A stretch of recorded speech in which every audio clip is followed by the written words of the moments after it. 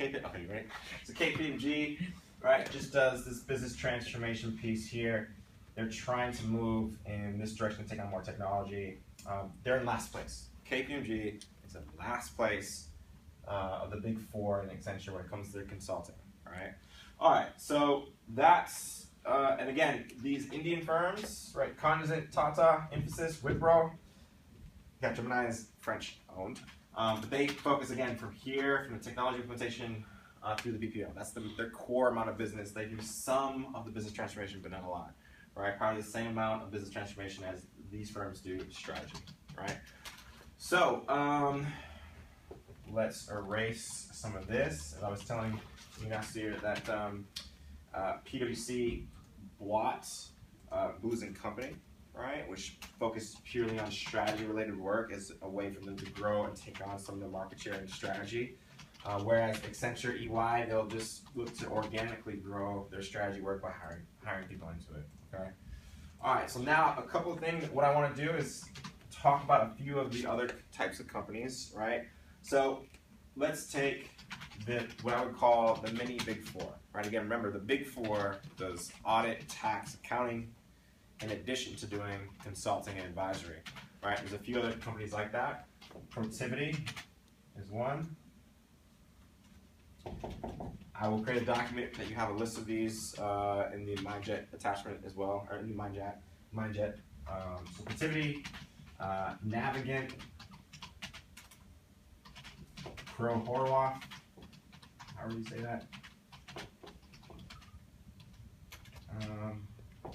Protiviti, Navigant, Pro. What is it? Grant Thornton. Grant Thornton, thank you.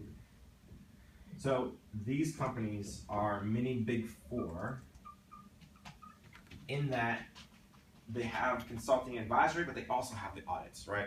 Protiviti in particular was created by ex-Arthur Andersen partners, right? If that makes sense. So these are very similar, so they'll have both. Probably in order of where we would be able to pull people from, is Protiviti is probably one of the best. But anyways, they're going to focus right here in business transformation. They do some technology, not a whole lot. They're much smaller. So these are the mini Big Four, right? Then you have your companies that are still worth noting. We'll call them companies that, so these companies, by the way, will have more of a risk and regulatory focus, naturally, because that has a lot of overlap with audits and with audit, all right? The other companies that are worth noting are, say, companies like Capco and Sapient. Can't really see it on the board here, right? But Capco stands for Capital Markets Consulting Company. Sapient is also a company that focuses on capital markets consulting. Those two companies are going to have their focus across here, right?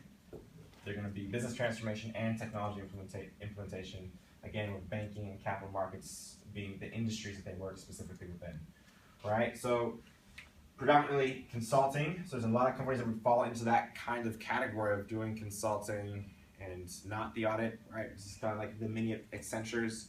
These are like the mini Big Fours in that they have the audit, accounting, and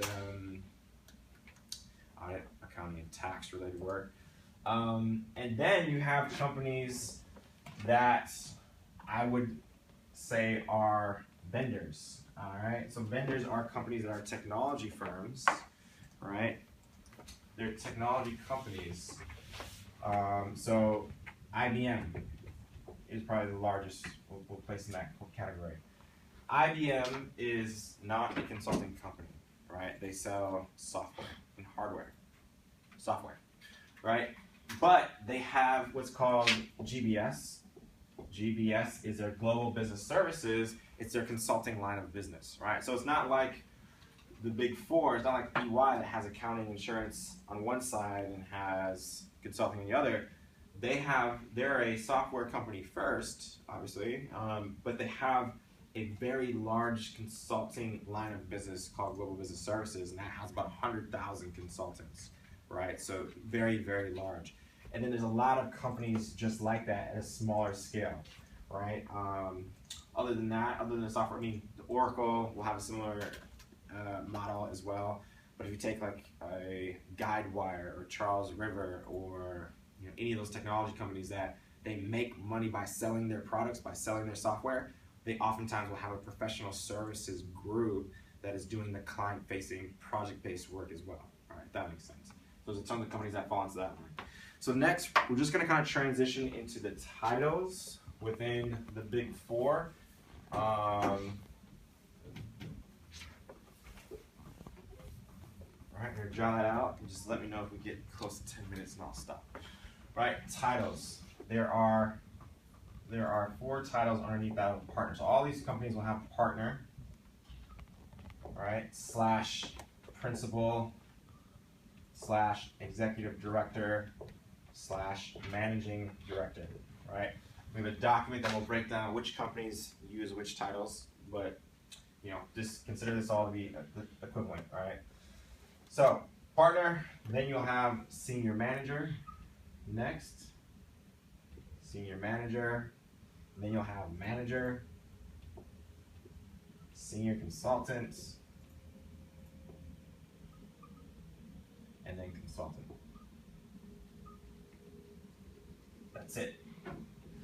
Different names for these. Again, the sheet will clarify those names, which company uses which, but there's 4 main levels underneath the partners. Consultant, senior consultant, manager, senior manager, and then you have your pyramid.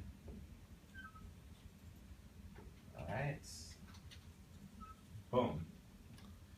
So way less partners, few senior managers, a lot more managers, a lot more senior consultants, a lot more managers. That wasn't drawn to scale, but you get the idea. It looks like this. There are way more people at the consultant or analyst or staff levels, still a lot of senior consultants, and as you go up, there's less and less and less, right?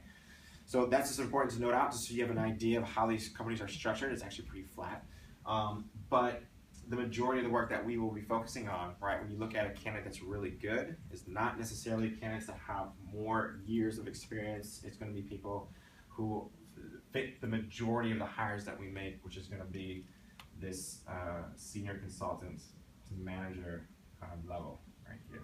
If that makes sense. And these people have, consultants will have between 3 to 5 years, managers being about 5 to 10 years of experience. All right. So more information in the MindJet map, more attachments about the specific titles for the different companies, because that tends to vary. But that's kind of an overview of the market and an overview of the titles within those companies.